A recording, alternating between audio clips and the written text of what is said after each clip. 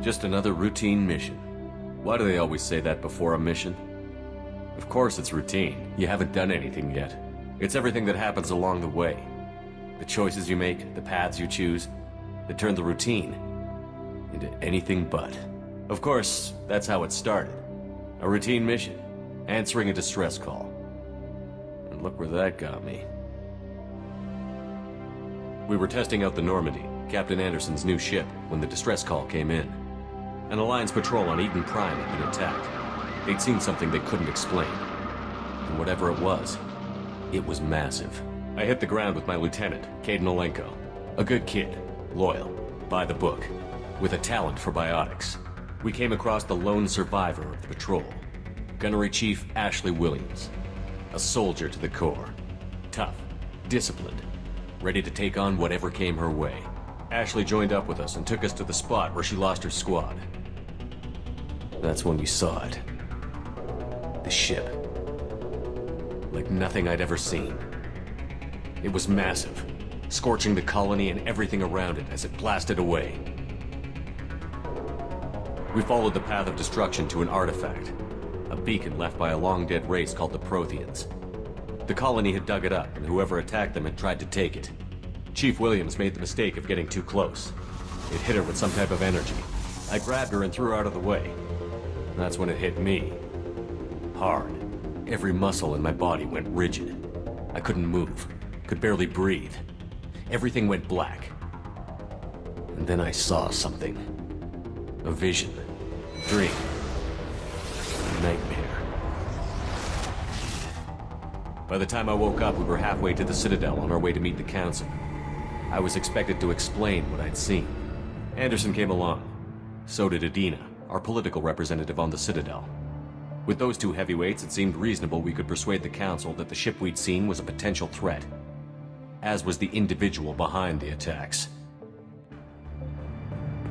The main suspect for the Eden Prime massacre was a Turian Spectre named Saren. He'd been seen by one of the survivors from the colony at Eden Prime, and there was some evidence to suggest that the ship was connected to Saren. But even Adina's pointed accusations weren't enough to convince the Council. They just couldn't believe one of their chosen elite Spectres could be guilty of something like that. They needed proof, which meant I needed proof. Fortunately, I wasn't alone in my search. Garrus, another Turian, wanted to help. A top agent for Citadel Security. Despite orders from his superiors that he shouldn't get involved, he told me he was suspicious of Saren, and he had some useful leads. More importantly, he was willing to share them. That led me to Rex, the biggest, nastiest-looking Krogan bounty hunter I'd ever seen. He turned out to be more than just a brute. It was his intel that led to a fugitive with incriminating evidence on Saren. The fugitive turned out to be an energetic little Quarian named Tali. A tech expert with a knack for hacking, she'd procured some information on Saren. Evidence that proved Saren was dirty. Tali's evidence proved that Saren was responsible for the massacre on Eden Prime, and that the immense warship we'd spotted was in fact Saren's flagship. But it went much further. Saren was trying to find a way to bring back a race of sentient machines from dark space. Machines allegedly responsible for cleansing the galaxy of all organic life.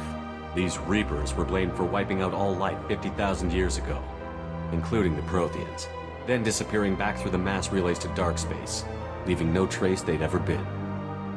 That explained why Saren was after the beacon, and it made some sense out of my visions. But not much else. We couldn't convince the Council that the Reapers were a threat, but they agreed Saren had to be stopped. They stripped him of his Spectre status and gave me the honor of becoming the first human Spectre. My first task? Bring down Saren. Anderson decided to stay behind, giving up his ship, the Normandy. He told me I would need it more than he would. He also pointed me in a direction. Liara, a Prothean expert, adept in biotics, and maybe most importantly, daughter of Benezia, Saren's top lieutenant. And like most Asari, as beautiful as she is intelligent, and born with a unique ability to meld with other species. Liara was able to help me decipher some of the vision the beacon had given me. Nothing concrete, but it gave me some clues. And a new appreciation for the Asari. Her technique for accessing my vision was unexpected, but not at all unpleasant. Ashley was a little concerned about the connection I shared with Liara. As commander, I knew either relationship had the potential to interfere with the mission.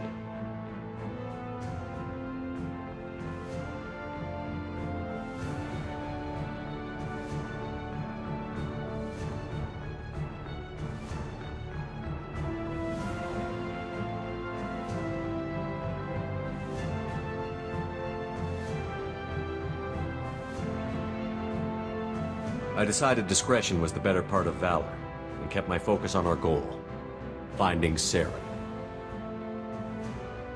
Thanks to Liara's help, we had our next lead, Benezia.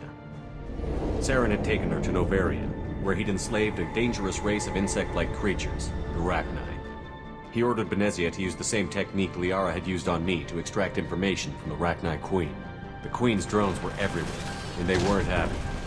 We had to fight through hundreds of them to get to Benezia. By the time we arrived, Saren was gone. With the information. I tried to reason with Benezia, but Saren had indoctrinated her.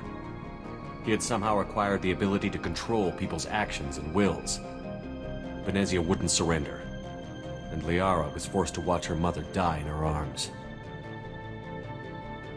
And I was left with an angry, dangerous Rachni Queen to deal with. She claimed her drones would do no harm if I released her. But the Rachni had terrorized the galaxy before.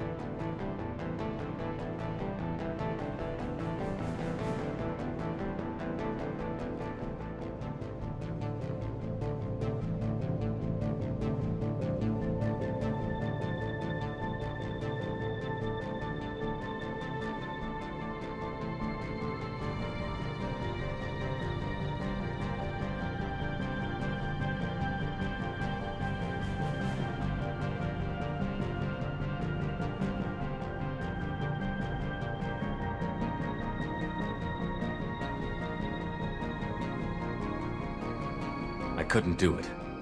I wouldn't doom an entire species for past sins. And the Queen was true to her word. She left and took her army of drones with her. With Saren's top lieutenant dead, he was quickly running out of time and places to hide. I tracked him down at his base on Vermeer, but we soon learned it was more than a base of operations. It was a breeding ground. Saren was breeding an army of Krogan. He'd found a cure for the genophage, a disease inflicted on the Krogan to prevent them from breeding and taking over the galaxy. But the Krogan Saren was breeding were slaves, mindless beasts that obeyed Saren's will. I had to destroy the base, and all its research. Rex disagreed. Violently. Rex wanted the genophage cure for his people. I tried to convince him to help me destroy it, that these Krogan weren't real. But he wouldn't back down.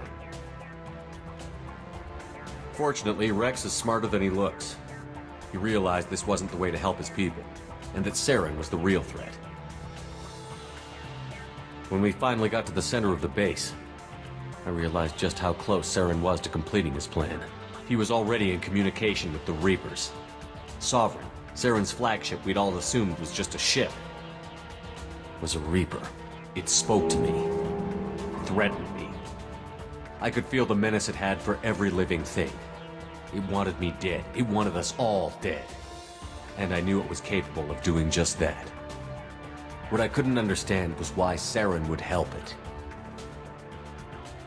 But there was no time to think about it. Sovereign knew where we were. We had to destroy the base and get the hell out. I split up my team in 2 squads, sending Ash with one and Kaidan with the other as a distraction. We had a nuke, and we planned to use it. Before we could detonate the bomb, Saren showed up. We fought. I stalled him to make time for my team. And in talking to him, I realized the truth. It wasn't Saren who was indoctrinating everyone. It was Sovereign. The Reaper. And Saren was in deeper than all of them. He tried to convince me he was still in control. Said he found a way to reduce the Reaper's influence, but he was kidding himself. Or believing the lies Sovereign was telling him. Before I could convince him to stop, he ran, leaving me just seconds to extract my squad mates. I tried, but I wasn't fast enough. I could only save one of them.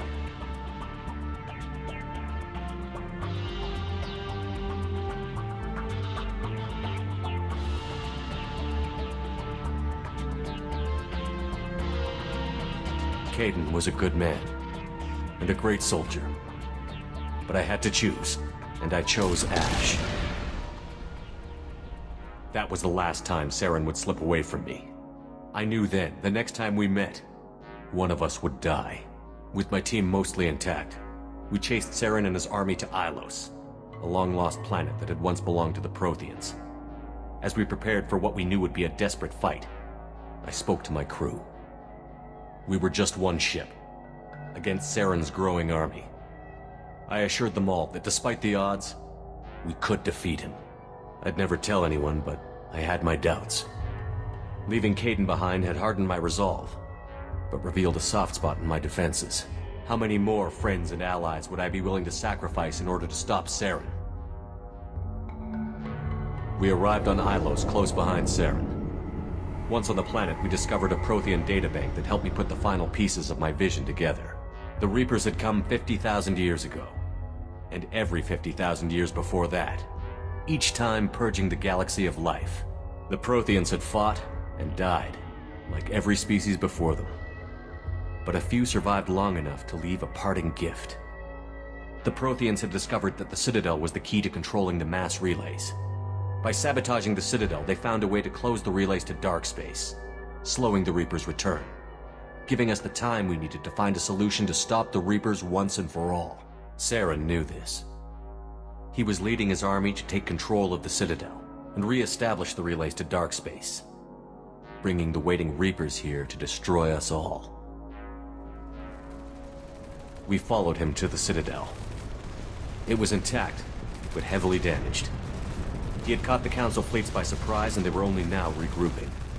And with Sovereign as his flagship, there was little hope the fleets could counterattack with enough strength to take back the Citadel. But Saren was done running, and I was done chasing him. As the Alliance and Citadel fleets battled Saren's army outside, I cornered the Turian bastard in the Citadel tower and confronted him. He died believing that the Reapers would save him. As I fought to regain control of the Citadel, the Council's flagship, the Destiny Ascension, fell under attack. Despite Saren's death, Sovereign and Saren's army continued to fight.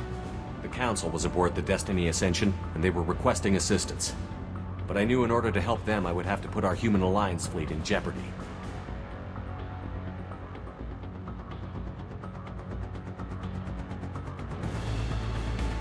The Council had to be saved.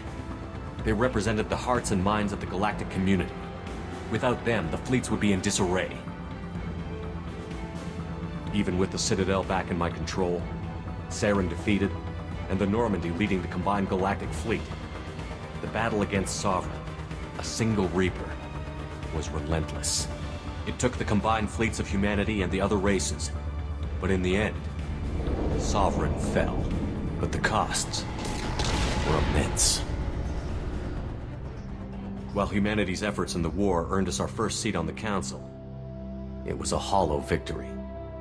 The Reapers were still out there. I knew the fight was far from over.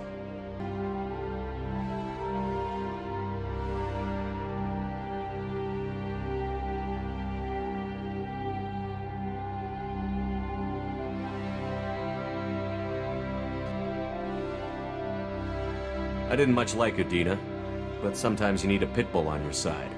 Someone willing to be the bad guy, for the sake of the greater good. The war was over.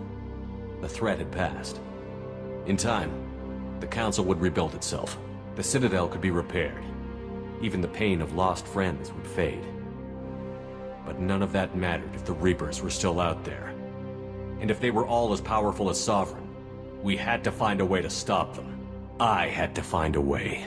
I gathered my crew, took my ship, and went in search of answers. Officially, the Council would only say I was assigned to cleanup duty, rooting out any remnants of Saren's army. Just another routine mission.